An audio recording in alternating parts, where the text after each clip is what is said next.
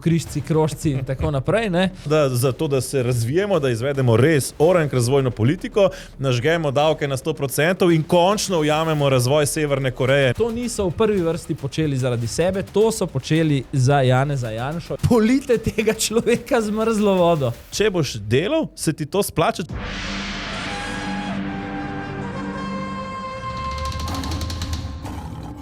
To je tedenski safari, podcast za leve in desne, pa tudi leve in besne.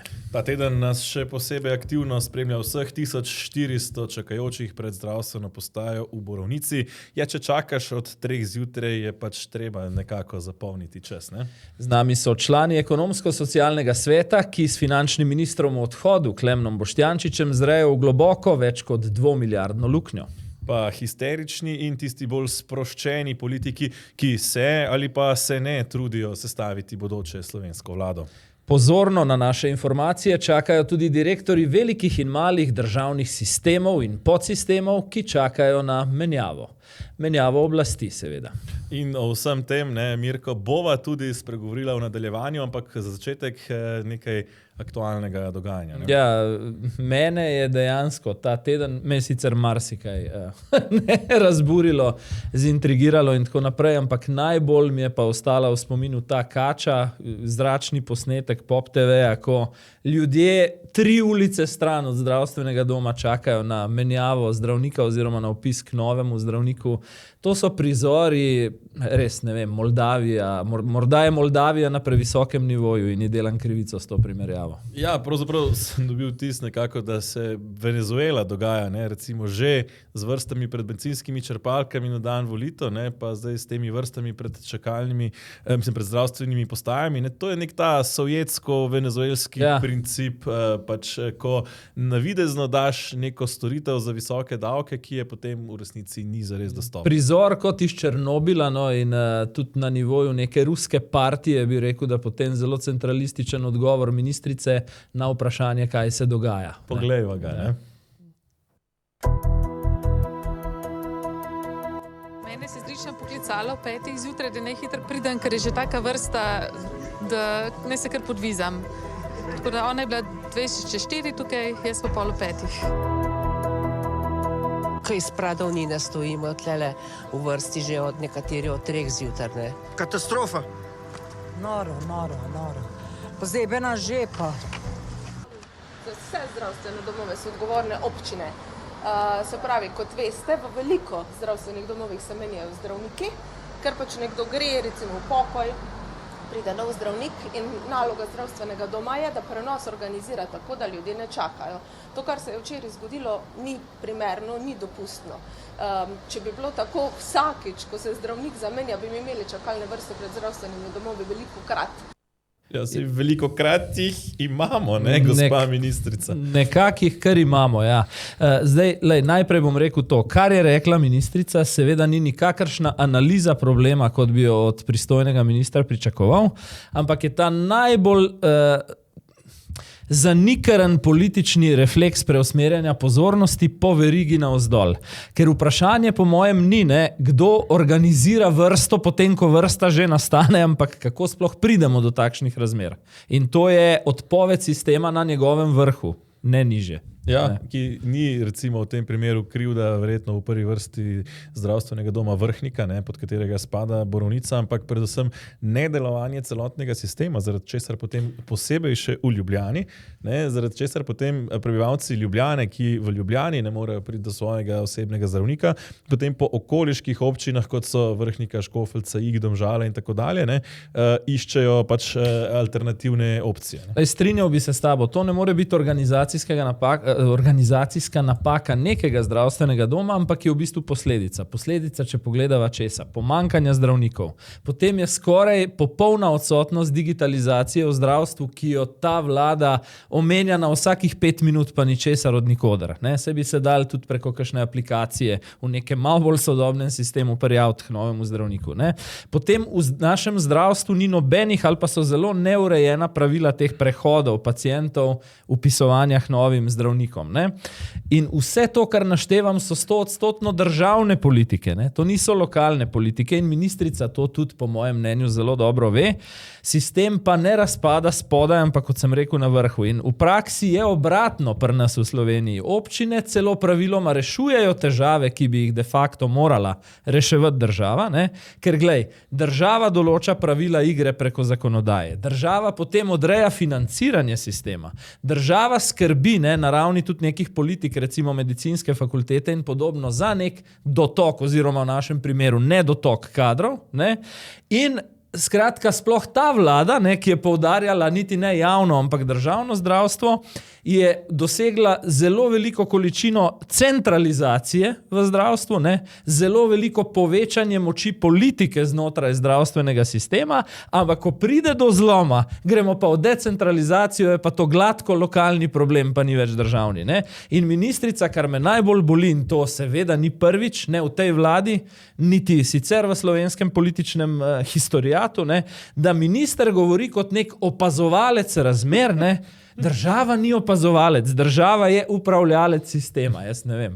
Ne. Ja, pri čemer izvaja, to bova videla tudi v naslednji rubriki, pravzaprav se še nadaljuje ta razredni boj, ta neka favšija, ki jo načrtno zganjajo v tem nekem totalnem razrednem boju, v katerem so zdravniki prva ali pa med prvimi tarčami, recimo podjetnikih in menedžerjih.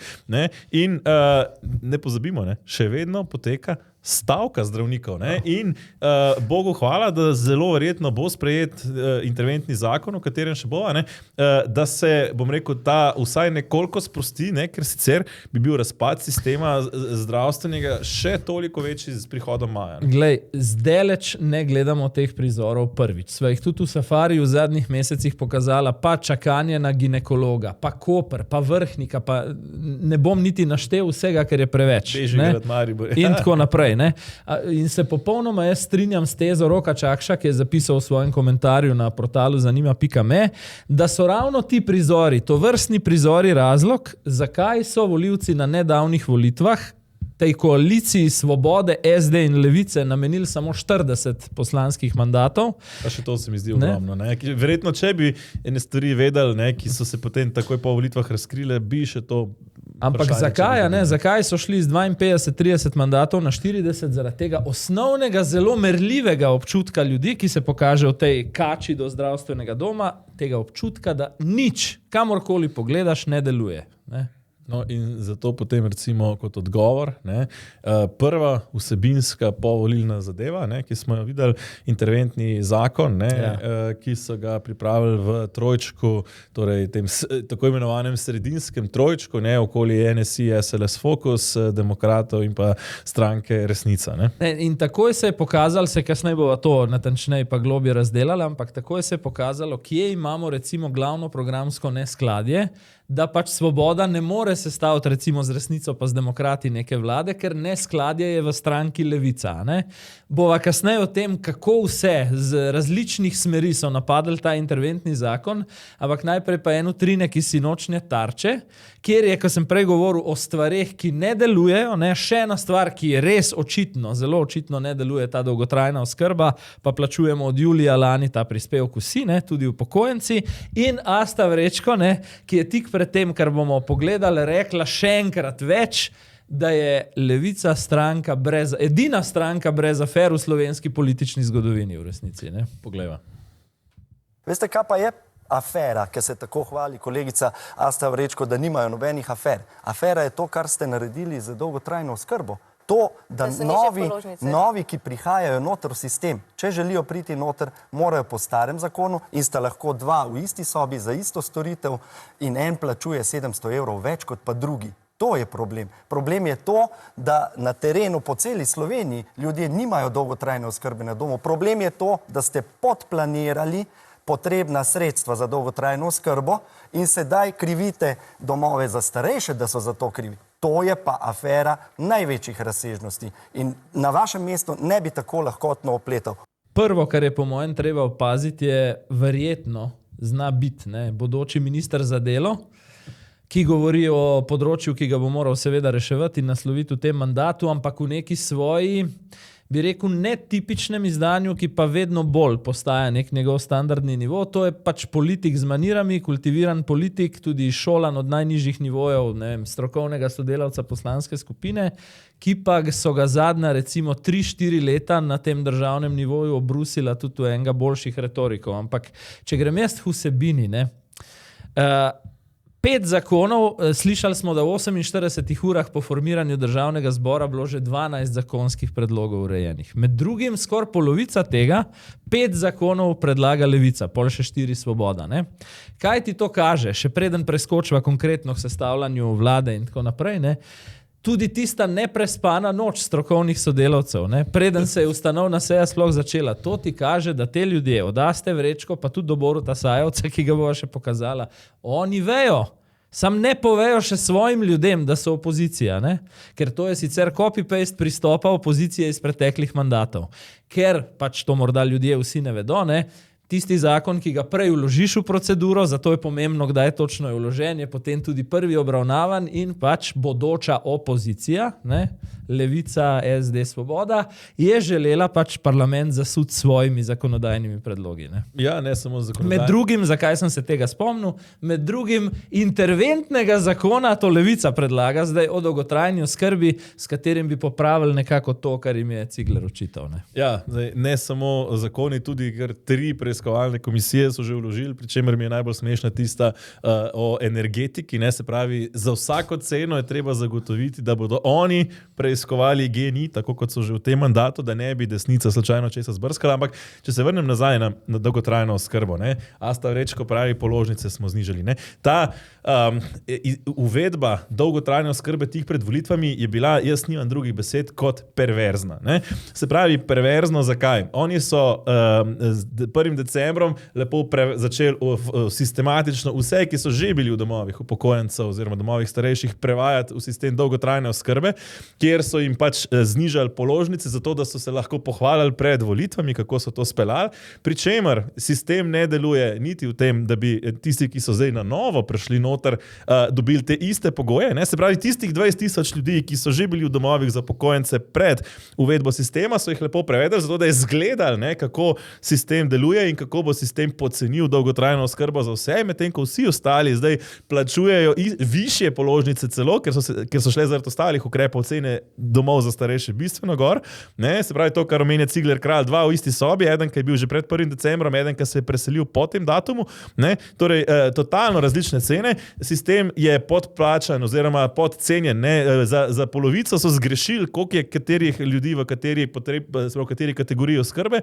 Že letos jim bo zmanjkalo, mislim, da 300 milijonov ali nekaj tazga, ne? Ampak in itak, da dolgotrajna oskrba na domu, ki je pa načeloma paradni kon oziroma ključni del tako imenovane dolgotrajne oskrbe, itak ne deluje, ker nimajo kadra. Ne? Se pravi, to je bilo in oni so perverzno, ne? Po domovih upokojencev hodili razlagati, kako vse deluje in na ta način v bistvu stargeterali upokojensko bazo, ne? Da se je posebej Gibanje Svoboda pridobilo tisti izjemen volilni rezultat, ne? Kjer se vidi med mladimi, ne? Ki to plačujejo, 15-16% za Gibanje Svoboda, med upokojenci 42%. Da še dodam k tvojemu občutku perverzije, je pa to, da ob vsem, kar si naštel, da de facto ne deluje, nastane vsak mesec po 50 milijonov evrov minusa v javni blagajni za stvar, ki ne deluje. Ne? In Asta Vrečko, če še za hip pokomentiram ta nastop, je še poskusila ob prvem obračanju Cigler Kralja, ne, z neko krilatico, znižali smo položnice. Ne. Ko je slišala nadaljevanje tega izvajanja, mislim, da je bilo še kakšnih 10 minut do konca oddaje, se praktično do konca Tarče ni več oglasila. No. Šok je bil potem kar očiten. No, in ko smo že pri Tarči, morda še to, ne, še ta ni mi ušlo, ne, ko sem opazil to Tarčo. Ne. Kako pravzaprav zelo sproščeno sta nastopala Cigler Kralj in Zoran Stevanović, tudi v veliki meri Franc Križan iz Demokratov, torej tisti poslanec Demokratov, za katerega so še pred tedni ugotavljala, da je verjetno celo najšibkejši ali drugi najšibkejši člen, je zdaj nekako vsaj v nastopu na Tarči dal jasno vedeti, ne, da tukaj pravzaprav neke hude kemije med levim polom in njim ali pa demokrati ni, medtem ko smo videli izredno histerične, še posebej Asta Vrečko totalno histerična celo oddajo, pa tudi Borut Sajovic opazno živčen in Meira Hot, ki ni točno vedela sploh, kaj bi rekla. Ne. Greva zdaj k operativnemu delu parlamenta, predsednika državnega zbora imamo, omenila sva vseh teh 12 zakonov, ki se jih je v pičlih 2 dneh že vložilo v postopek, verjetno v hipu, ko snemava, bi znala številka biti mogoče še nekoliko višja. Interventni zakon. Skratka, neki obrisi koalicije, ki nastaja okoli trojčka NSI, Resnica, Demokrati, v povezavi z Janezom Janšo, vlaga zakone, s katerimi, omnibus zakon, s katerim vsaj daje nek načelni signal, da prihajajo za gospodarstvo, kar se davčnih razbremenitev tiče, malo drugačni časi in je vse skupaj dočakano na nož. Predlagam, da najprej pogledava recimo iz strokovno debato, sindikati, obrtna zbornica, pa potem še, kar se mi zdi pa sploh šlak na torti ali pa češnja, če hočeš na vrhu torte, je pa, kaj je kot odgovor pripravil minister Boštjančič, ki odhaja. Poglejva zdaj to. Vidimo morda sedaj končno neke ukrepe, ki bodo dali pospeška tistemu delu družbe, ki ustvarja in polni blagajne, iz katere se je v preteklih letih bolj delilo. In ne samo v tem interventnem zakonu. Vidimo seveda tudi pot za naprej, kako bomo končno preusmerili sprejemanje predpisov in zakonov na takšen način, da bomo imeli tisto pravo računico in matematiko, ki bo pomagalo ustvariti več. Zniževanje davkov ni nobena razvojna politika. Nikoli ni bila in tudi nikoli ne bo. To je preprosto neka neoliberalen mit, ki se v praksi, imate literature, koliko hočete, nikoli ne posreči. Zniževanje davkov vpliva na povečevanje razlik med ljudmi v korist bogatih in pa naredi še nekaj zelo pomembnega, naredi luknjo v proračunu in to se tudi ponavadi naredi. Sploh, ker ni na drugi strani predstavljenih nobenih kompenzacijskih ukrepov. Ne moreš preprosto za milijardo luknjo povečati in ne imeti odgovora, oziroma se odgovori v glavnem pavšalne narave. Ne moreš za milijardo luknje povečati, mislim, lahko pa za 3, ampak če se vrnem... Pazi, samo to, ker si omenil milijardno luknjo. 1,1 milijarde od 1. do 31.3. Govorimo za letos, oziroma 3,2% na medletni ravni, kar pomeni avtomatično depešo iz Bruslja, da si na robu sanacijskega režima po sistemu trojke. In glede pavšalnih odgovorov, ki pravi, milijardna luknja in pavšalni odgovor, se ti spomneš avtorja stavka ob božičnici, denar v proračunu je, ali ga pa ni. Po mojem je Boštjančič. Meni se zdi, da je to njegov. Ampak če se vrnem še k Štruklu malenkost nazaj. Pazi to izjavo. Zniževanje davkov ni razvojna politika. Se pravi, po tej Štruklevi logiki bi bilo optimalno, da za to, da se razvijemo, da izvedemo res orank razvojno politiko, nažgemo davke na 100% in končno ujamemo razvoj Severne Koreje, ki ima približno nekaj tazga že uveljavljenega. Tako da to je ta razvojna politika, ki nam jo ponujajo naši sindikati, pri čemer mi je zanimivo to, se pravi, ko si rekel, ta strokovna debata, seveda v narekovaju, ko smo imeli na eni strani predsednika obrtno-podjetniške zbornice, na drugi strani šefa največjega sindikata. Predsednik obrtno-podjetniške zbornice zagovarja podjetja, ki so spet v veliki meri ljudje, ki tam delajo, 70% zaposlenih dela v malih ali srednje velikih podjetjih, družinskih podjetjih v Sloveniji. Pri čemer pazi, pri Štruklju pa nisem prepričan, ali zagovarja delavca ali eno določeno politično stranko, na listi katere je kandidiral. To je po mojem največji problem. Točno to, se pravi, Štrukelj pa je znan potem, da pravzaprav ta zagovarjanje šolnikov, oziroma pač vzgoje in izobraževanja izkorišča za izključno politični boj, celo na škodo. Se pravi, to, kar poudarjajo, kar poudarjajo vsi okoli tega interventnega zakona, je, kako to zdaj koristi kapitalu, kako to koristi eliti in kako bo Blaž Brodnjak profitiral. Ne? Se pravi, to, da pravzaprav ta zavist, ne, ki se ustvarja prav načrtno, ne, zato da Bog ne daj, da bi nekdo prišparal, ne, ker to, da bo Blaž Brodnjak recimo odnesel 200,000 evrov več domov, zato ker bo postavljena kapica na prispevke, to nas žuli, ne, seveda, ker ne privoščimo nikomur, medtem ko to, da bomo vsi plačevali manj za določene davke, ne, to nas ne moti in še hujš, ne, to, da bomo zaradi tega ohranili nekaj Blažev Brodnjakov in podobnih v Sloveniji, ki bodo še vedno plačevali neprimerljivo višjo dohodnino od vseh ostalih in zaradi tega ukrepa morda ne bodo preselili sedeža uprave na Hrvaško, ne, to nas pa ne zanima. Ne, tisto vrtanje luknje v proračunu nas ne zanima, samo to, da bo pa nekomu malenkost več ostalo, ne, ali pa tudi če v primeru, res ekscesnem primeru, ki ga ves čas poudarjajo, ne, ker ne vem, jim gre na živce, da nekdo v državni firmi ali pa v nekdanji državni banki pač dobro zasluži, ne, to pa zdaj v bistvu, to zganjanje fovšije se mi zdi pa res ena, prav ta levičarska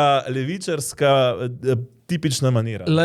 Prej sem govoril o temeljnem programskem neskladju, jaz se prepričam, da je to razlog, zakaj je Golob dobro, so osebne poteze tudi Roberta Goloba, ampak glavni razlog, zakaj ne more imeti še ene vlade, je temeljno programsko neskladje z Levico, katere program je 4 leta izvajala Svoboda, ne? In Branimir Štrukelj te izjave, konkretne, ki smo jo slišali, ni dal kot sindikalist, ampak jo je dal kot nekdanji kandidat stranke Levica na njihovi poslanski listi. In zakaj? Kritika ni bila tehnična, v smislu ta in ta člen zakona nas moti, mi bi to rešili na drugačen način, bila je povsem politična in če dovoliš, ker je gospod Štrukelj omenil literaturo, iz katere se je možno podučiti o ekonomski politiki, ne, ja se je jasno katero. April 1849, Marx, Mezdno delo in kapital, ne, ker je zvenel dejansko, oprosti z vsem spoštovanjem, kot Luka Mesec v Mladi epizodi pred 15 leti, oziroma kot Miha Kordiš as we speak, oziroma v trenutku, ko govorijo. Ja, oziroma kot Edvard Kardel leta 50 v Jugoslaviji ali pa Vladimir Ilič Lenin leta 1917 v Rusiji. Ja.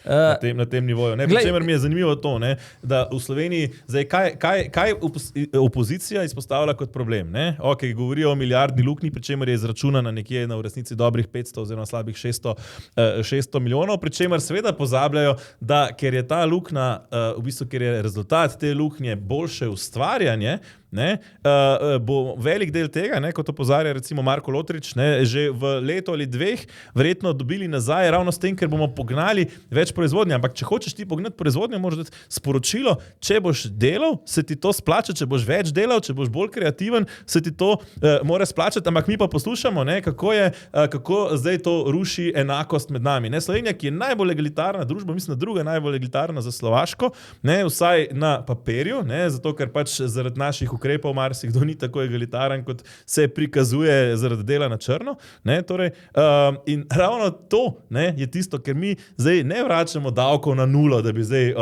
sesuli podsisteme. Ne. Mi samo ogromne davke zmanjšujemo na visoke davke, ne, ali pa ekstremne davke na visoke davke, ne, zato, da nekoliko razbremenimo pač ta kreativni, ustvarjalni del družbe, ne, ki v resnici poganja celotno socialo in celoten javni sektor. Skoraj sem pozabil še malo podrobneje pokomentirati Klemna Boštjančiča, pa moram. Ne? Pazi, mi smo zdaj v času, vsaj Svoboda, tudi Borut Sajovic sinoči nam razlaga, mi smo še v času poskusov formiranja te vlade pod vodstvom Roberta Goloba. Dajmo vzeti to recimo kot dejstvo. Ne? In zdaj sinoč slišim Mateja Graha, ki je že drugič ta teden šel v večerne oddaje, ne, da je zdaj prav Klemen Boštjančič, pazi, vodja pogajalske skupine za pogovore z demokrati, kar mi je itak že v izhodišču kot vodja recimo skupine rusko-ukrajinskega prijateljstva, ki bi ga Vladimir Putin osebno vodil, recimo, ne? Nekje na tem nivoju je ta hip, ta pogajalska skupina, se mi zdi, ne? Ampak pazi, tudi Boštjančič, zavedajoč se, da bo jutri sedel z Logarjem na pogajanjih, ne? Ni dal tehnične kritike interventnega zakona, ampak je šel v čisto politično pozicioniranje. Ni rekel, naprimer, zakon je, dajmo biti recimo diplomatski, pogajalski, solidna osnova, ki potrebuje popravke, pripravljeni smo delati skupaj z demokrati in resnico na teh popravkih, ampak pazi, kaj je rekel Boštjančič, zakon je nepotreben, neodgovoren in neizvedljiv, ne? kar dejansko ni komentar zakona, ampak je politična diskvalifikacija istih strank, ki jih Svoboda, vsaj deklarativno, ravno kar vabi na pogajanja o prihodnji slovenski vladi. Naj razume, kdor more, da Svoboda govori o svojih potencialnih partnerjih kot o radikalcih z političnega roba. Ja, no, ravno o sestavljanju vlade, takoj zatem hotel sem samo še eno stvar reči, ko govorimo o luknji, ki se vrta v proračun. Ne. Se pravi, zaradi ukrepov te vlade, ki je naredila čezmejno upravljanje storitev povsem nesmiselno, smo izgubili po oceni Marka Lotriča nekje 200 milijonov evrov davčnih prihodkov, zato ker se je 15 000 zaposlenih prestavilo, torej podjetja z njimi so se prestavila v Avstrijo, na Madžarsko, na Hrvaško, ali pa v Italijo, kjer se jim kjer splača oziroma kjer te storitve oni izvajajo. Se pravi, teh 200 milijonov, ki smo jih vrgli skozi okno, nobenega ne zanima. Ko se preseli ena uprava večjega podjetja v tujino, gre z njo samo z upravo, nekaj 10 milijonov evrov davčnega priliva na leto, ali pa okoli 10 milijonov, recimo je rekel Blaž. Se pravi, ko je Lidl preselil 10 milijonov skozi okno, ko je Perutnina Ptuj preselil 10 milijonov skozi okno. To nas vse nič ne zanima, se pravi, mi privijamo davke, gremo po tem Štrukljovi logiki, torej razvojno politiko dvigovanja davkov, zgubljamo te davke, ker nam bežijo v tujino in zdaj, ko poskušamo s tem rahlim zmanjšanjem, z rahlo optimizacijo tega spraviti koga nazaj, to je pa zdaj katastrofa. Je pa res nekaj, te moram popraviti. Z vidika Štruklja pa to je neke vrste razvojna politika, ker kako on gleda, v javnem sektorju nas je bilo ob osamosvojitvi 80 000, 10 let nazaj 120 000, danes nas je 170 000. Razvoj? Najboljši primer razvoja v praksi. Kar pomeni več kandidatov za biti člani njegovega sindikata, pri čemer mi je pa najbolj perverzno, to je pa spet uporabo to besedo, najbolj perverzno mi je, da velike plače, recimo direktorjem uprav, očita sindikalist, ki bajno služi s tem, da vodi sindikat, da vodi neke proteste, pri čemer svoje plače javno... Ja, pa ti veš, kaj je še drugačno. On je eden najbolj plačenih ljudi v tej državi. Pa ti veš, kaj še počne drugače v popoldanskem času Branimir Štrukelj. Šefta nepremičnine. Ampak je tudi dolgoletni član nadzornega sveta banke, ki se ji reče Delavska hranilnica. Se pravi, je bankir v bistvu Branimir Štrukelj tudi. Ampak bere pa Marksa. To je res perverzno. To nije druge. Ampak če greva naprej na sestavljanje koalicije. Se mi zdi, da zdaj smo nekako logično od tega, da Golob zaradi programskih neskladi nič ne more, do tega, da potem Janša seveda proba šteti do 48 recimo. Ja, ne samo to, ne samo programskih, tudi bom rekel, se mi zdi, da ta teden Golob dela narobe vse, kar lahko narobe dela. Predvsem se je zatekel v varno zavetje Instagrama. To tudi. Ampak se pravi, če gleda recimo... Matej Grah pa postaja zvezda v bistvu večernih prime time oddaj. Ja, pa ne glih najbolj svetleča, ampak zdaj, če se vrnemo k Tarči, torej videla sva tri kandidate v Tarči, ki so bili precej sproščeni in tri, ki so bili precej napeti. Asta Vrečko posebej histerična, Meira Hot, tudi Borut Sajovic v tisti svoji maniri se tega ni tako zelo kazal, ker on pač nobenih čustev skoraj nikoli ne zna pokazati, ampak že tista drža, ko je odnesel pismo, ko bo pokazala tudi potem kasneje video, in to Janez Janša pa nikogar ni poslal v Tarčo. Se pravi, Janez Janša se drži ta trenutek zelo nazaj, niti ne hodi razlagati okrog, ves čas že od volitev... Pogovornem žargonu bi rekel, veš, v pozi dive je trenutno. Tako mal ga ne zanima v bistvu. V bistvu se dela hard to get, bi lahko rekla.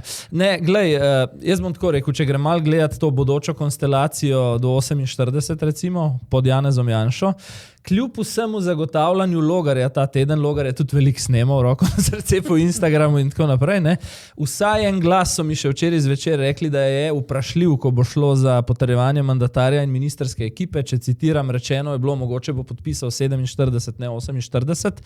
Mislim, da zdaj ni križan, kot smo videli, problematičen Robert Potnik, pa menda še vedno.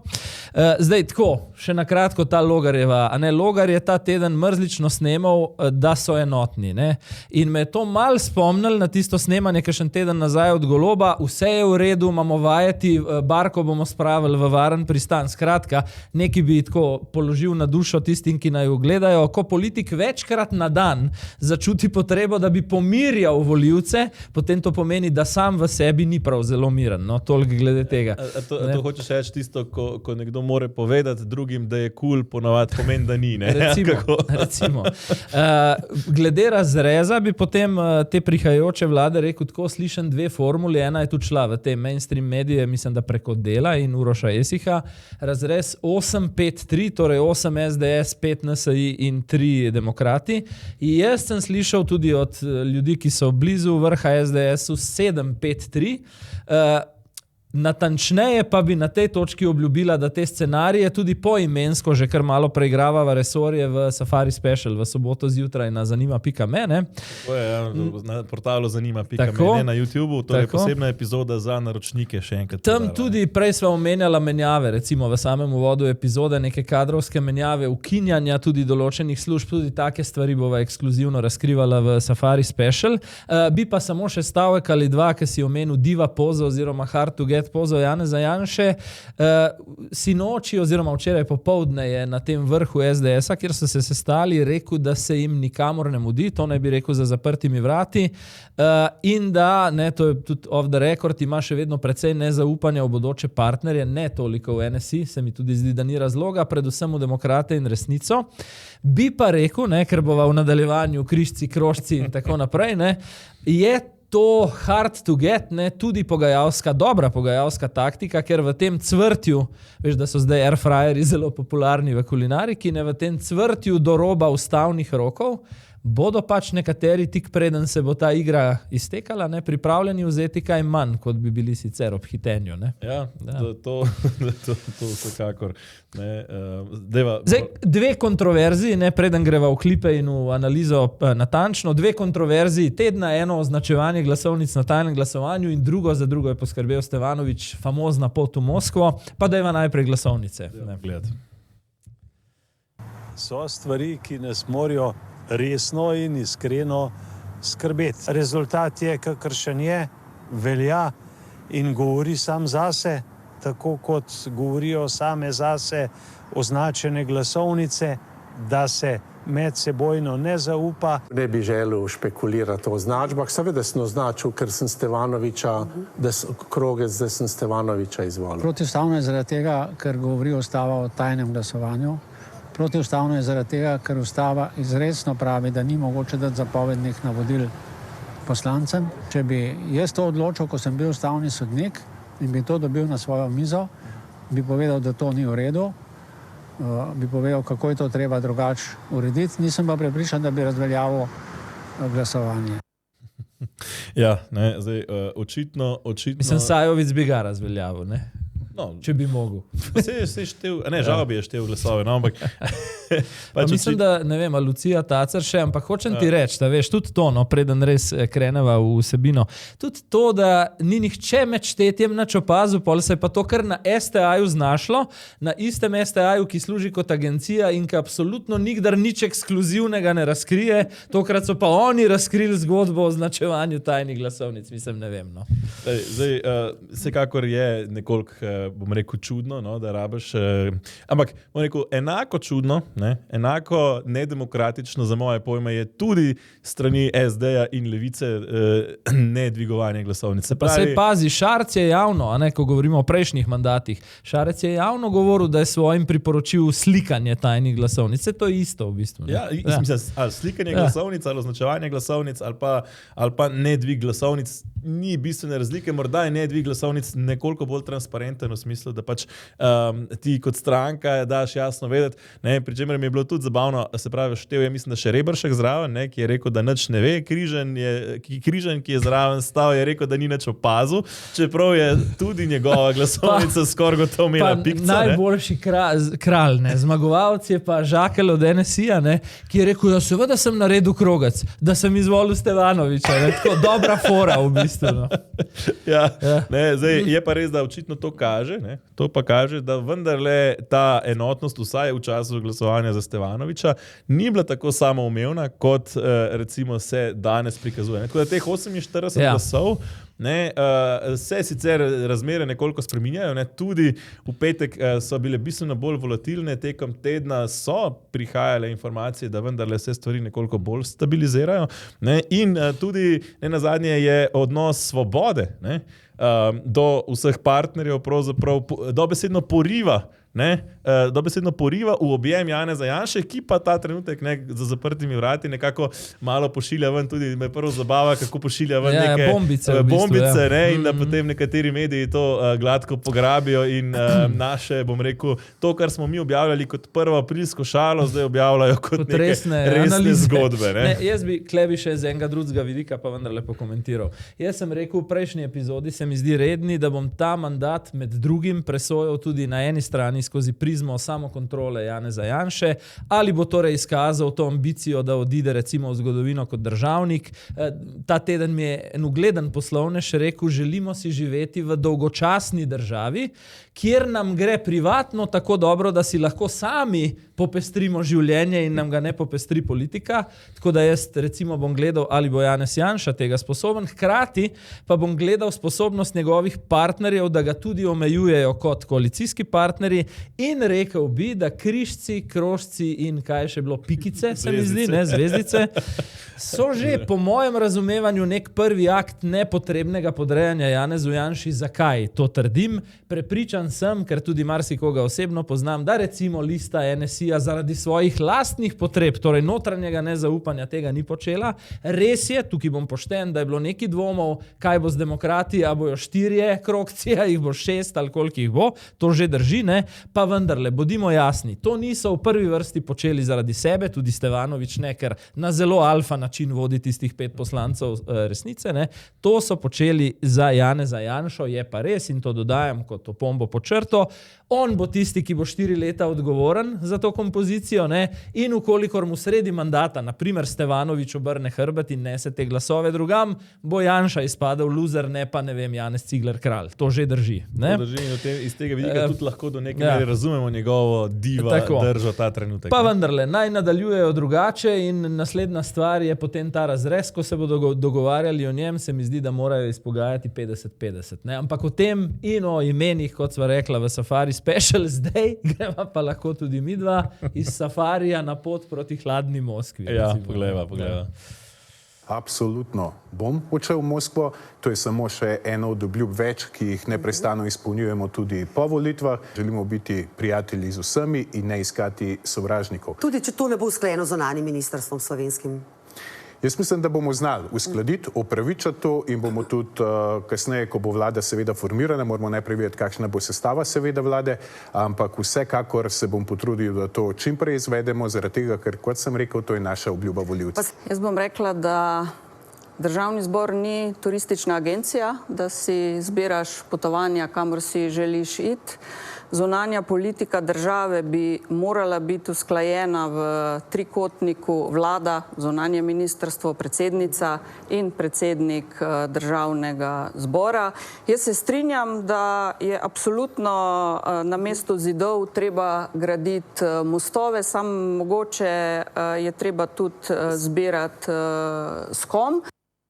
Ja, ne, zdaj ta spopad med Alenko Bratušek in Zoranom Stevanovićem pri Urošu Slaku na 24 ur zvečer pokazala so zelo kratek del, čeprav meni je bil to svojevrsten spektakel za gledati. Da pazi, to ne samo, da je lokalni obračun 2 Kranjčanov, ne, to je mikrolokalni obračun 2 ljudi, ki živita v Stražišču pri Kranju, tako sosedne ulice v bistvu. Ne. Ampak lahko rečem, in tudi nasplošno ne samo za to soočenje, Zoran Stevanović prihaja odlično pripravljen, v odlični formi na te nastope, ne, in Alenka Bratušek se pa vidi, da je bila pripravljena tako, ona je imela cel arzenalček bombic, ne, ki jih je tako potem eno za drugo metala v Stevanovića. Pa rutinerka je, za razliko od Stevanovića se počuti v teh situacijah varno in morda podceni nevarnosti z druge strani. Ja, ampak ona je ta arsenalček bombic, ne, eno za drugo je metala v Stevanovića. Stevanović je vsako od teh bombic ujel, vrgel nazaj in Alenki Bratušek je raznesel v obraz.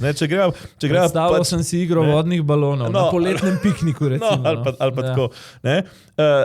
Se pravi, ne? Zoran Stevanović prvič zelo spretno, če smo ga poslušali, ne? Bom šel v Moskvo, message za njegove voljivce, ki jim je to govoril. Ki jih je tudi malo razdražil zdaj s temi povolilnimi pogajanji. In ki jim tudi ne bo mogel dostaviti referenduma izstopa iz NATO, ne? Ampak če pogledava to Moskvo, ne? Ko ga je vprašal Uroš Slak, ne? Torej, kaj če se z zunanjim ministrstvom ne boste mogli uskladiti? Ne? Je rekel, verjamem, da se bomo uskladili. Se pravi, ni rekel, da bo šel v vsakem primeru. Če se zunanje ministrstvo ne bo mogel uskladiti, hipotetično bi ga rad videl, kako se s Tonetom Kajzerjem ali pa Anžetom Logarjem uskladi glede Moskve. Mislim, to je kar komedija. Potem mu Alenka Bratušek navrže čestitko iz Moskve, ne, ki jo je on obrnil na to, da je ponosen, da iz celega sveta prihajajo čestitke. Ne. Potem Bratuškova navrže to turistično agencijo, ne, pri čemer spet Stevanović zelo spretno, ne? Turistična agencija je za privat izlete, jaz grem graditi mostove. Ampak čakaj, to spet, ne? Državni zbor ni turistična agencija. Se spomniš tiste posvojene šimpanzinje, ali kaj je bilo? Pa Urške Klakočar Zupančič, mislim. Ja, no to so tudi Alenka Bratušek ta prva, ki mu to lahko očita, ne, iz stranke Svoboda, ampak ko smo že pri tem, ne, potem mu je očitala, da mora upoštevati voljo volivcev in da je predsednik vseh volivcev, ne samo 64,000 volivcev, ki so volili zanj. In odvrne, ne, da pravzaprav oni izvajajo izključno razdiralno politiko, ker nimajo nobenega programa, in potem, ko ga še enkrat izzove s prevaro volivcev, pride pa za moje pojme vrhunec, ne, ko on prcne, ne, Alenko Bratušek, da torej s tem njenim menjanjem strank, ne, in da kako je lahko nekdo, ki ni bil niti izvoljen v parlament, torej so volivci njegovo stranko poslali izven parlamenta, potem postavljen za ministra. Ne, vrhunsko, skratka, pač in ne, ko ga potem izzove na te razne odzive, ne, rekel je, zamenjala ste 8 strank. In potem je njen odgovor, ne, da je samo 6. Ne, ampak, in potem še ta očitek, Jani Möderndorfer bi bil pri številki 8 res tam nekje, ne? Da ne gre, se pravi, Stevanović se tudi uspešno brani tega, ne, se pravi, ne gremo v nobeno vlado, ne, tudi kot kaže bo katerikoli vladi zunanja rezerva, ne, in navrže, ne, češ, ko smo se z Golobom šli pogajati, pa smo rekli, da ne gremo z njim, ni bilo nobene prevare, z Janšo se pa sploh še nismo dobili, pa že poslušamo o prevari, ne, tako da in potem spet Bratuškova, to, kar sem že prej omenil, privleče ven Brodnjaka, ne, češ, to zavist med ljudmi vzbujati, kako bo en Brodnjak profiteral in oni ostali pa bistveno manj. Ne, se pravi, to je če ti itak plačuješ ogromno več davkov, ti vsak davčni olajšava prinese pač neko večje zmanjšanje kot nekomu, ki ne plačuje davka ali pa skoraj nič. Ne. Zdaj glede te Moskve, ne, še ena misel moja iz prejšnjega tedna, da bom gledal to kot protikrizni mandat. Skratka, rekli so nam, ekonomijo je treba, proračun je treba nazaj zakrpati, zdravstvo vsaj približno rešiti, se boriti proti korupciji. Ok, se pravi, bom zelo kritičen a priori do vsega, kar ne sodi v te okvirje in jemlje neko nepotrebno energijo za dejanski policy making oziroma oblikovanje nekih resnih politik.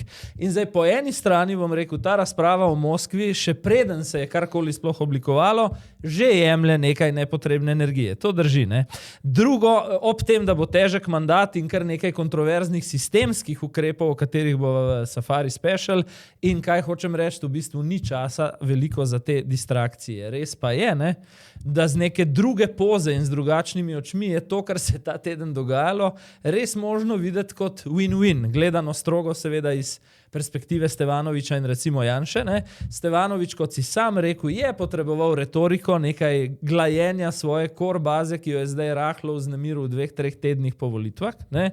Janez Janša pa kaj potrebuje? V senci takih mini škandalov, ne? Mir za sestavljanje četrte vlade Janeza Janše. Ne? To so to in novinarji so to vrhunsko pograbili, ne, in so se ukvarjali s tem, kako bo Zoran Stevanović v Moskvo. Zoran Stevanović je dobil novih 5 minut slave, ki mu očitno zelo godi in s katerimi, ne, tukaj ne gre pozabiti, ne, pravzaprav zelo uspešno pripravlja, masera, lahko bi rekli gnete svojo volilno bazo, da jo pripravlja na to, da bodo dali vendarle najverjetneje glasove za mandatarstvo Janezu Janši. Ne? Se pravi, da on s temi nastopi pravzaprav daje signale na eni strani, lejte, še vedno se držimo svoje politike, še vedno govorimo o Rusiji, ne? In na drugi strani, ne, razlaga, zakaj vendarle ne pa bo dal glasove Janezu Janši. Zdaj sva o tej Janševi taktiki, zdaj pa je prav, da pogledamo, kaj v ne, v bistvu niti ne, sem hotel reči v ozadju, ne, kaj v ospredju kot zmagovalec volitev počne Robert Golob.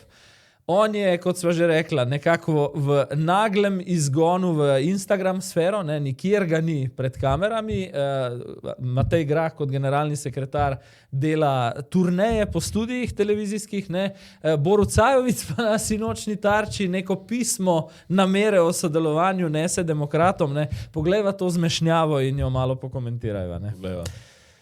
Po 3 dneh pa mi pride na misel ena sama beseda in to je prevara. Ne gre za nobeno prevaro, zato ker smo mi neprestano trdili, to tudi podpisali, da ne bomo šli v koalicijo z Janezom Janšo, obenem smo govorili, da ne bomo šli v koalicijo z Robertom Golobom, pa smo se še vseeno udeleževali pogajanj z Robertom Golobom, takrat jim to ni smrdelo po prevari, medtem ko se pa z drugo stranjo sploh še pogovarjal nisem, pa smrdi njim po prevari. Ne? Jaz sem prepričan, da bomo vzpostavili dialog, vodji poslanske skupine to pismo z upanjem na sodelovanje še enkrat izročam in jaz sem prepričan, da moramo odpreti dialog čez sredino.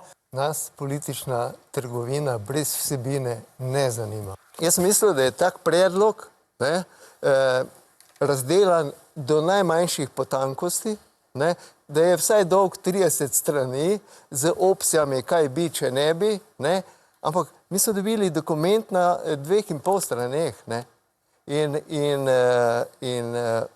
jaz imam občutek potem, da ali nas ne jemljajo resno, ne, ali pa nas podcenjujejo, jaz ne vem, ne.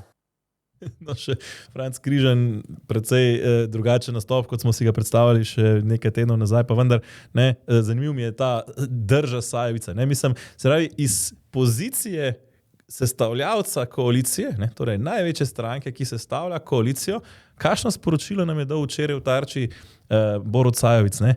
Očitno nam niti Anže Logar ne dviguje telefona, tako da, ker drugače ne moramo spraviti tega našega pisma do njih, smo zdaj pred kamerami ga nesli tja. Še dobro, da nas je Erika povabila. Še dobro, ne? In po drugi strani, ne? Na drugi strani, kaj sporočajo demokratom, ne? Mislim, da je Svoboda uradno najavila, ne?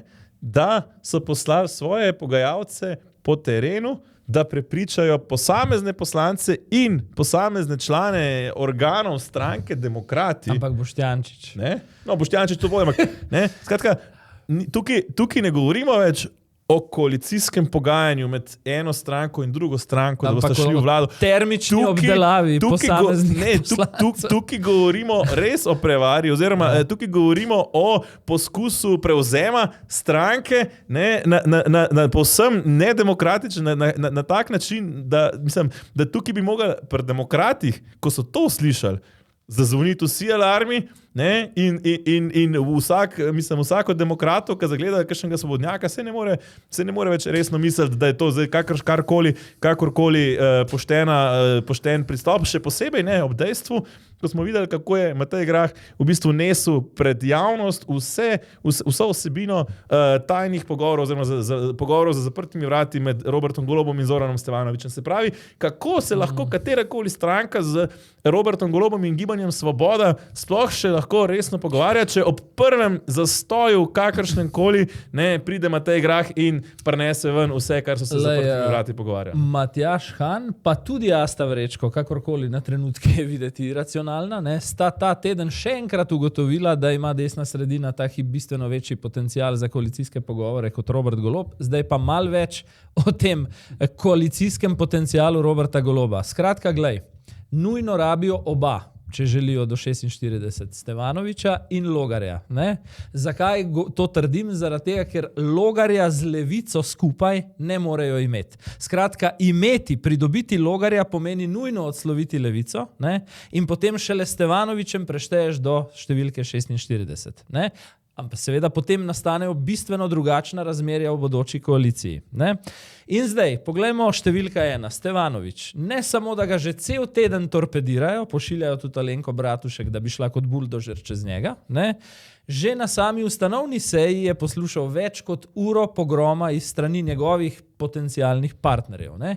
Kako torej na ta način privabiti Stevanovića? Ok, gremo naprej. Ne? Potem namen glede demokratov. Ne? Se pravi, bi mogel biti odsloviti levico. Ne, taktika, ki smo jo videli tudi v kadrovskem razrezu, ki ga je Robert Golob poslal od sebe partnerjem, ne, je ravno obratna. Da imaš 7 ministrov Svobode pa 2 ministra levice in da lahko v tem duetu, ki je itak programsko popolnoma harmoničen in usklajen, ne, kadarkoli preglasuješ demokrate kot tega partnerja, ki ga nujno rabiš za štetje 46. Ne? In pazi, izpade potem, da je edini način, po katerem se lahko demokrati in resnica odločijo za sodelovanje v tej Golobovi koaliciji, kot figov list za 4 dodatna leta politike Svobode in levice, ne? Česar nobena od teh dveh strank, pa tudi kakšna večja na desnem polu, ne more 4 leta preživeti, oziroma potem, ko pridejo volitve, tega ne bo preživela. Ne? In zdaj je jasno vidno po 3 tednih, da so dejansko bili strani Goloba mišljeni in demokrati in resnica zgolj kot platforma za obstanek aktualne koalicije, ki ga volivci niso požegnali 22. marca, ne? In tudi v tem primeru, ali pa izključno v tem primeru, je možno govoriti o povolilni prevari. Ja, vsekakor. Ne. Pričemer mi je zabavno še to, ne, da smo lahko poslušali, kako so zmagali programsko. Imam še eno opasko pol, ja. Zmagali programsko, ne, in da stranke ne pozabijo, kaj so zagovarjale pred volitvami, pričemer je to važno samo v odnosu do Janeza Janše, v ničemer drugem jih to ne zanima in očitno so tudi koalicijska pogodba v Svobodi pripravljeni napisati karkoli, samo da pač ostanejo na oblasti. Ne. Potem jim je bilo zabavno poslušati Asto Vrečko o moralnih. To sva pa zabavi. Ne, pa kako je Iran kako je desnica kriva za vojno v Iranu, ne, to mi je tudi zabavno. Tako kot eno dramaturško opombo, veš, ki jo v dramskih delih režiserji dajo zraven, ne bi dal Boruta Sajovica, ki je po mojem štetju ali 2-krat ali 3-krat v Tarči še vedno omenil, da se stavlja vlado narodne enotnosti. Jaz sem bil tako takrat, veš, na kavču, polite tega človeka z mrzlo vodo, ne, da po 3 tednih okreva in da vidi, da te vlade narodne enotnosti ne bo, ne. Pa tale, ne, nastop poslanca Križana, ko je govoril, da je pričakoval 30 strani, dobu pa 2,5, zelo povedno. No. To boljš ne more nobeden od naju pokomentirati kot nekdo, ki dobi v roke oziroma ki je del teh pogovorov. Ne. Ja, tako da mislim, da tukaj se nekako kaže jasno smer, ne, ampak hkrati pa se spet vlečejo na dan teme, kot bi bili še vedno pred volitvami. Ne. Ja, zdaj mogoče bi bilo treba reči pred nami, zdaj sva govorila o stvareh, ki so nekako v tednu za nama, pred nami je pa že v ponedeljek nov posvet, tokrat pa uraden, ni več neformalen, ampak je uraden pri predsednici republike. Zdaj tukaj imam neke off the record informacije, neki bi delil, neki še v Safari Special. Nezaupanje obstaja, pa po mojem ne čist neutemeljeno strani SDS-a do Nataše Pirc Musar. Govorila je, pred volitvami je rekla, kdorkoli prenese 46 podpisov. Ne? Potem je že nekako naredila most v drugo retoriko s tem, da pa nekomu, ki je bil v Black Cube afero vpleten, pa rajš ne bi. Ne? In zdaj neuradno je slišati, jaz ne vem, bomo videli, kakšna bojo njena dejanja v ponedeljek, ampak da naj bi bila pa na koncu v prvem krogu odločilna za dodelitev mandatarstva neka njena intuicija. Torej, da ne rabi nekih teh poslanskih list in podpisov, ampak da bo dobila občutek, komu kaže bolje. In zdaj, pazi, kot imam informacijo, v SDS-u čakajo Goloba, ne?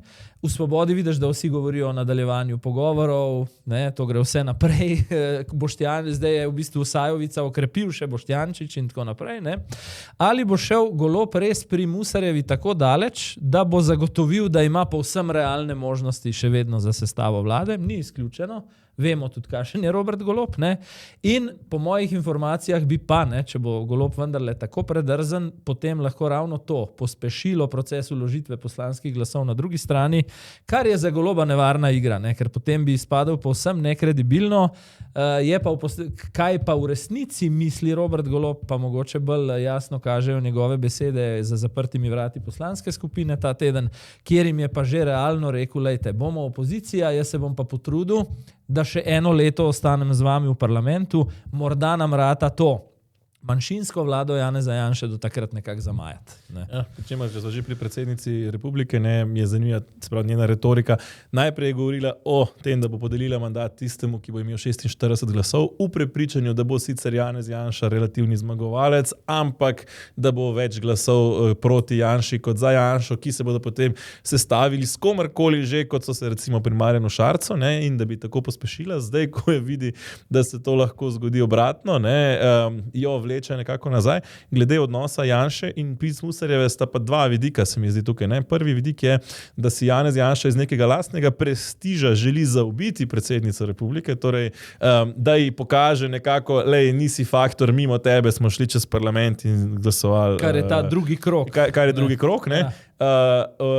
Oziroma, da če bi v prvem krogu šel, ne, bi jo nekako spravil v zadrego, ker bi Nataša Pirc Musar ali se ubrukala, ker bi dobila 46 glasov, očitnih 46 glasov in ne bi želela podeliti mandata, torej bi ona načrtno zavlačevala iz nekega čudnega prestiža in itak tega ne bi ustavila, ne, oziroma pač bi mogla dati mandat Janezu Janši, kar bi, kot sama ocenjuje, bilo slabo za njeno izvolitev ponovno čez eno leto na predsedniških volitvah in tukaj špekuliram, ne, morda pa bi ravno zato Janša, da bi ohranil nek boljši odnos s predsednico, kot ga je imel Robert Golob, vljudnostno počakal na drugi krog, možno, zato da recimo ne spravi Pirc Musarjeve v ta zanjo, vsaj po njenem mnenju, dokaj neroden položaj. Se ravno, ko govoriš o osebnih odnosih, sem hotel to dodati, ne, da mora pa Nataša Pirc Musar kakorkoli obrneš trpet, ne, ker na drugi strani je alternativa Janši, Robert Golob, za katerega je v zadnjih 4 letih neštetokrat pokazala, da ga ne prenese,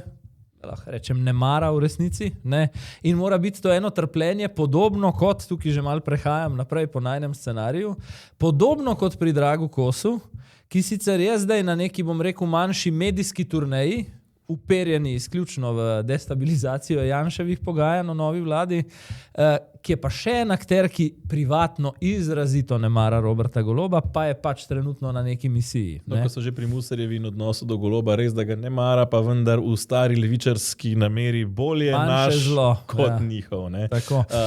Skratka, ja, Drago Kos, ne, kar morda tako glede na njegov pretekli CV in funkcije, ki jih je imel, še ni tako sporno, da v nekega strokovnega komentatorja / analitika v Odmevih, ne, bolje pa novi stari kadar RTV Žiga Bonča presenetil, da je tam vključil še Boruta Mekino, ki bo očitno v tem novem mandatu nekakšna Vesna Vuković oziroma bolj Tomaž Modic preiskovalne komisije Black Cube, ki ti praviš vonta 2.0. Odvisno od tega, katero kaznivo dejanje policija preiskuje. Namreč od zagrožene kazni je odvisno tudi to, katere preiskovalne ukrepe lahko policija uporabi. Če gremo na tiste, recimo, nepravično zvočno pa slikovno snemanje ali kršitev proste odločitve volivcev, to so zagrožene, so zelo nizke kazni, ki policiji v bistvu daje možnost samo za uporabo tako imenih klasičnih preiskovalnih metod, zbiranja obvestil, mogoče išne preiskave. Ne morejo pa uporabiti posebnih preiskovalnih metod, kot so recimo kontrola telefona, prisluškovanje in še kaj drugega. Tako da tudi iz tega razloga jaz upam, da so se vendarle lotili kakega bolj resnega kaznivega dejanja. Ne bo lahko, ampak mislim, da bi se s pravo mero zagnanosti tudi dalo kaj dokazati. Sploh, ker mi imamo zdaj posledico, imamo osumljence, zdaj treba samo še spostaviti povezave in jih dokazati. Seveda pa vprašanje, zdaj smo v dirki s časom, ne? Če se bo hitro formirala desnosredinska vlada, potem zagotovo policija bo takoj prenehala s preiskovanjem teh kaznivih dejanj. Ni tako neverjetno, da tudi Janez Janša ni posnet. In zdaj si predstavljamo, da Janez Janša postane predsednik vlade. Kaj to pomeni za samostojno odločanje Slovenije? Glede samostojnega odločanja bi samo rekel, a je na koncu Golobova vlada vložila oziroma pristopila k tožbi Južne Afrike proti Izraelu, 3 pikce. Mislim, da mora gospoda Mekino to zelo boleti. Ja. 3 zadeve in sicer najprej izbor teme. Black Cube. Ok, legitimna tema, ker sem jaz itak prvi prepričan, da se nam bo vlekla cel mandat. Težko pa je reči, da je to ta teden neka dnevna tema za dnevno večerno informativno pogovorno oddajo. Tako da mislim, da si z poseganjem v politični boj med Janezom Janšo in Robertom Golobom, aktivnim poseganjem v to Žiga Bonča ob povratku na nacionalno televizijo, kakšne velike usluge ni naredil. Ne? Kar je bilo pa takoj opazno, je pa zelo hitra politizacija. Drago Koski, nekdo, ki lahko upravičeno strokovno govori o kazenskem zakoniku, o nekih pravnih klauzulah in tako naprej, ne?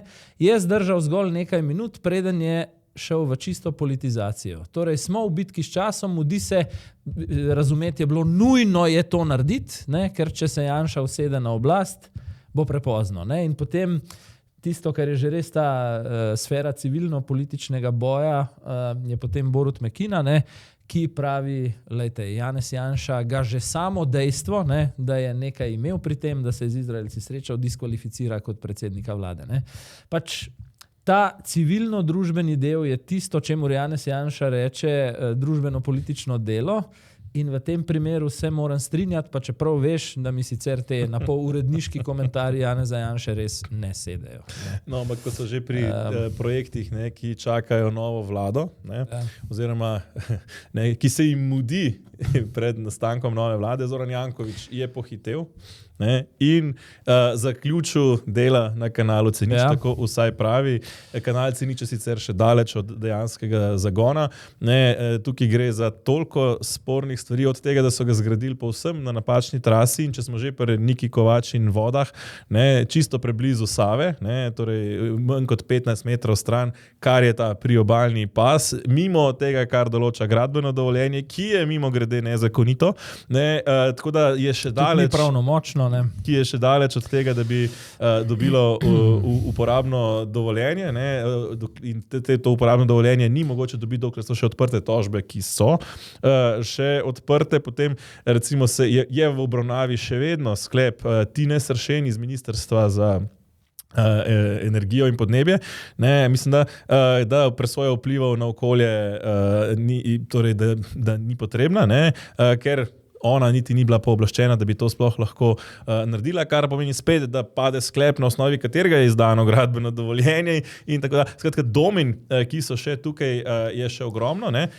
Zoran Janković pa med tem nastopa, ne, kot pravijo poznavalci, ne, predvsem z vidika, ne, ker skuša oprati svojo krivdo pri tem, ko bo treba enkrat vračati 68 milijonov evrov evropskega denarja, ki je šel v kanal C0, ne, da nekako sebe spere to krivdo in jo navrže na tiste, ki so opozarjali na nepravilnosti, češ, da so oni zavozili ta denar. Tisto, kar pa že nekaj časa opažamo, je zanimivo pri Jankoviću ta postopni pomik od ljubljenca množic v Ljubljani, ne, do nekoga, ki izrazito vodi mesto skozi nek trajen konflikt. Pa imaš te parkirnine, ne, kjer se zdaj napoveduje tudi ta lokalni mestni referendum. Imaš zdaj C0, ki ga je kot sam tudi priznaval v izjavi, ki jo bomo pogledali, dokončal na lastno odgovornost brez pravnomočnega gradbenega dovoljenja. Element pomemben, zaradi katerega hiti in je robusten, aroganten, ne, je to hitenje. Izgublja vlado, ki mu je bila zgodovinsko naklonjena, za katero nekateri po mojem na realnih temeljih ocenjujejo, da jo je vodil celo, če 8 ur delovnika na dan pogledaš, se je več ur na dan ukvarjal z vodenjem vlade Zoran Janković kot z vodenjem mesta, ne? In zdaj seveda skuša zapreti stvari, preden se vse obrne, in v tem kontekstu tudi evropska sredstva, ki si jih omenil. Pogledamo morda še izjave, preden nadaljujeva, ne? Presoja vplivov na okolje bi morala biti narejena za vsak meter. Torej, jaz mislim, da so stvari še zmeraj odprte. Jaz mislim, da je ta njegova, ko bi rekel, pirova zmaga bistveno prehitra. In oni so se zdaj pretožili, oziroma šli v tožbo, ne, na ta del 119 metrov, ki je dokončno in zakon dovoljuje dokončno zgradiš na svojo odgovornost, mi smo ga zgradili, ni pa pravnomočno. Kaj pa ima tu na tem delu presoja vpliv na okolje, ker je bila narejena na cel kanal razen kinete. Zdaj, jaz drugega ne vidim kot fino je zasvinati vodo, kajti naslednji projekt bo vreden 9 do 30 milijonov, ker se bo za Ljubljančane postavljala ultrafiltracija. to je ta tipičen Jankovićev pristop, ne, se pravi, dajmo pobrati ogromen denarja za nekim projektom, ki bo potem generiral še nov projekt, ki bo 10-krat toliko denarja generiral. Ne. Ja. Se pravi, to, kaj pa sledi za mesto, je pa dokaj irelevantno, ne, in mi je pa zanimivo, ne, da se je teh projektov Zoranu Jankoviću v tem mandatu nabralo kar nekaj, ne samo Kanalci nič, kjer mi je ironično, da se borci za čisto pitno vodo iz recimo tistega referenduma leta 2021 nikakor ne kažejo, ne, da se pravzaprav tukaj skorda samo Aleš Primc trudi s temi z nekaj kmeti recimo protestirati, ne, in da tukaj te kmetje ostajajo sami, ne, v tem boju, ki jih potem varnostne službe, ki jih naroča Zoran Janković, celo spravljajo na urgenco in jim razbijajo telefone, ko snemajo to nezakonito gradnjo, ne, medtem ko pa se počasi kopičijo in mislim, da je Zoran Janković se zaveda, da je na teh volitvah verjetno bolj ranljiv kot kadarkoli do zdaj. Ja, ravno to sem želel, te volitve, ki se bližajo omeniti, lokalne jeseni, po vseh razpoložljivih informacijah bo spet kandidiral. Jaz sem prepričan, da smo zdaj počasi v obdobju, ko ostaja vprašanje bolj ali manj samo kje, na kateri temi in kdaj se bo ta njegova 20-letna vladavina prelomila. In še tretje vprašanje, kdo točno je tisti, ki bo vrgel rokavico in recimo na mestnem nivoju, kdo bo v bistvu Jankovićev Peter Magyar, če hočeš v aktualnem političnem žargonu, recimo. Ne. Vsekakor, mislim, da Ljubljana bi nujno potrebovala Jankovićevega Petra Magyarja, pri čemer ni za zanemar, da Peter Magyar je bil nekdo iz Orbanovega kroga, ne, tako da tudi tukaj se bojim, da Ljubljana še ni pripravljena, da bi to bil nek kandidat iz desne, ampak bi celo verjetno to mogel biti nek kandidat, močen kandidat iz neke sredine. Ne, verjetno res.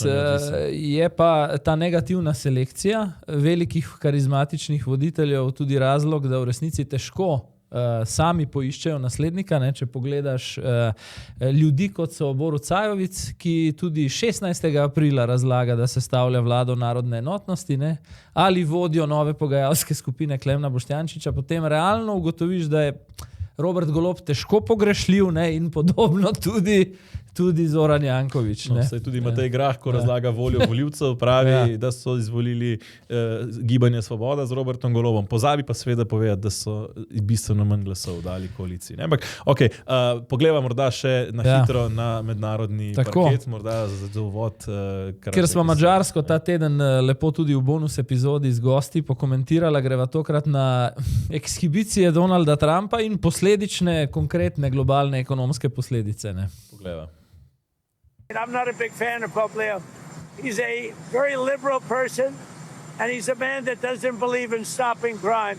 He's a man that doesn't think that we should be toying with a country that wants a nuclear weapon so they can blow up the world. I don't want to get into a debate with him. I don't think that the message of the gospel is meant to be abused in the way that some people are doing. And I will continue to speak out loudly against war, looking to promote peace. Prvo, kar bom rekel, to je čist komentar te situacije v Iranu, še ne tega konflikta s papežem, meni je Trump v tej epizodi izpadel prvič resno kot velik šalabajzer. Do zdaj sem iskal te racionalne vidike njegove tako imenovane trgovske logike, ker potem na koncu z nekim izjemno agresivnim pristopom izpogaja tisto, kar je na začetku realno želel. Ne? Zakaj? Šalabajzer v vidiku popolne nepripravljenosti na ekonomske posledice oziroma dolgotrajnost teh posledic te operacije v Iranu. Ne?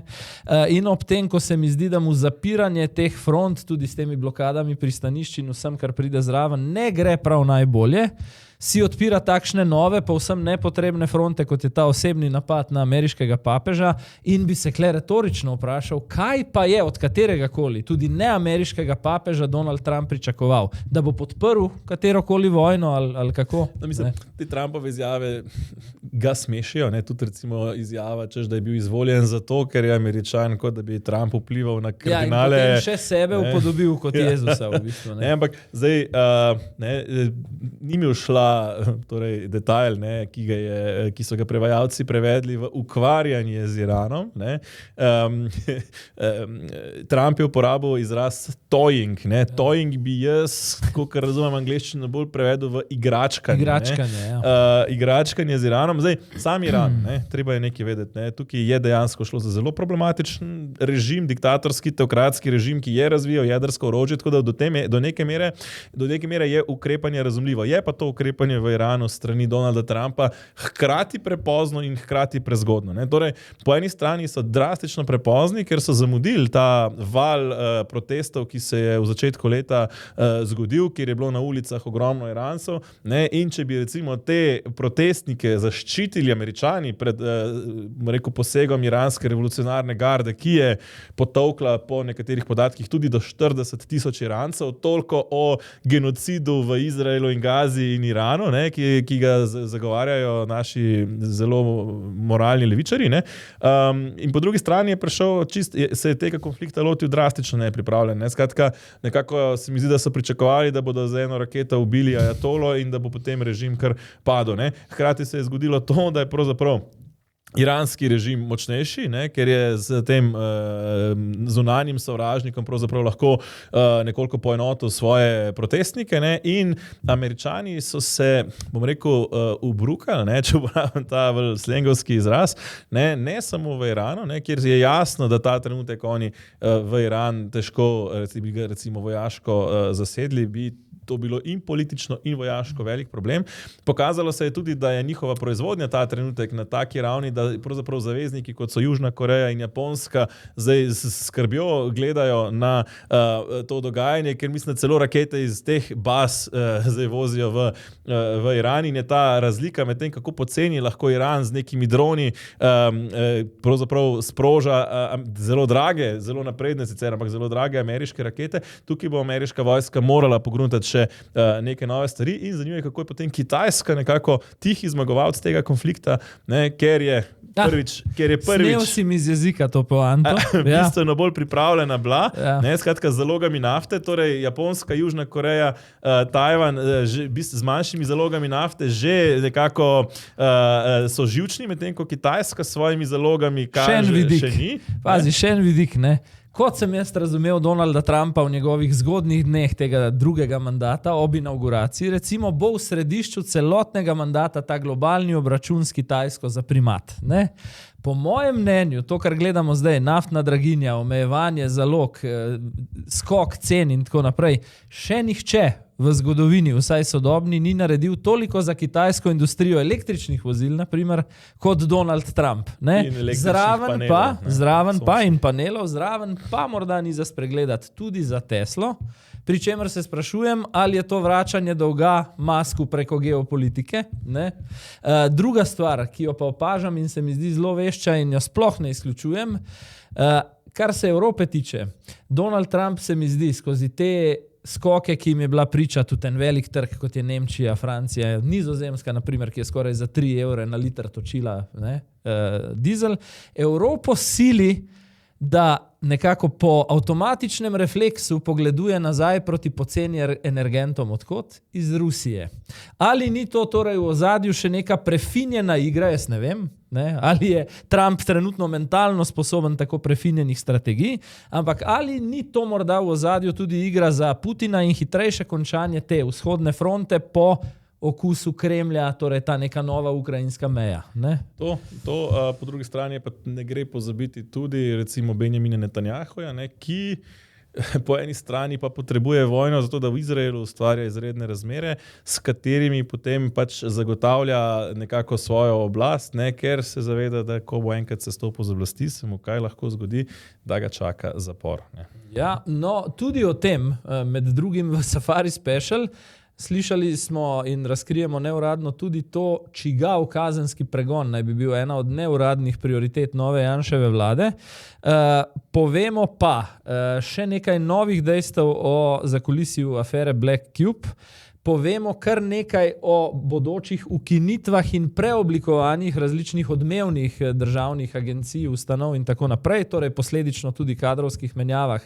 Zato sem na začetku redne epizode omenil šefe sistemov in podsistemov. Šla bova v 2 možna razreza ministrskih mest in vsaj kolikor je bilo možno čez teden to dobiti, ker se pogovori res držijo kar v strogi tajnosti, tudi o nekaterih bodočih ministrskih imenih, kjer pa je kandidatov za isto ministrstvo več, bova pa tudi to povedala. Ja, ne samo, da se držijo v strogi tajnosti, načrtno se zdi, da v javnost prihajajo tudi zavestne dezinformacije, tako da smo vendarle pri teh naših ocenah precej previdni. Kljub temu pa kar nekaj resnih informacij v Safari Special. Janez Janša je le nepopravljiv obramboslovec, ki vsak proces, tudi sestavljanje vlade, izkoristi za to, da pogleda, kje mu informacije puščajo iz lastnega tabora. Ne? Tako da, spoštovani gledalci, spoštovane gledalke, nadaljujemo torej jutri na portalu zanima.me v Safari Special, posebni epizodi, ki je nadaljevanje tokratne. Mi pa se potem v redni epizodi tedenskega Safarija znova vidimo prihodnji petek. Imejte se lepo. Kdor se še ni, se seveda lahko naroči na kanal, ne? Tudi to vam bo omogočilo, da lažje spremljate tedenski Safari in nam, da dosežemo še koga več.